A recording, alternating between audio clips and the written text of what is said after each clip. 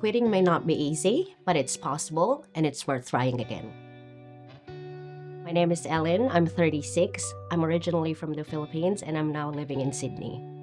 I started smoking back in college when I was 18, and I managed to be able to quit for 4 years in 2013. But unfortunately, I relapsed. Then the COVID-19 pandemic hit, and to cope with the stress, I turned to vaping. Earlier this year, I had a really terrible asthma attack. I caught myself coughing uncontrollably in the middle of the night, and I had to sit upright to be able to catch my breath. That's when I realized that vaping was harming my health, and I needed to quit for good.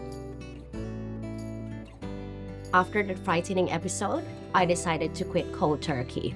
It was very hard in the beginning, but I have stayed smoke-free and vape-free for 8 months now. I still get occasional craving from seeing people smoking or vaping, but then I try to remember why I quit, and it's for the sake of my health.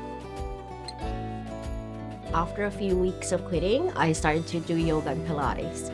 I noticed a difference in my heart rate, my breathing was normal, and I wasn't catching my breath when I was doing the poses in yoga. After that, during nighttime, I have better sleep, and I noticed a difference in my breathing. After a few weeks of not vaping anymore, the wheezing from the asthma has been gone.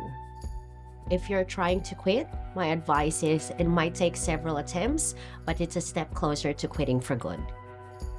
There are several methods out there that can assist one in quitting. One of my friends used the My Quit Buddy app to be able to track his progress. You can also call the Quit line or visit the Quit website.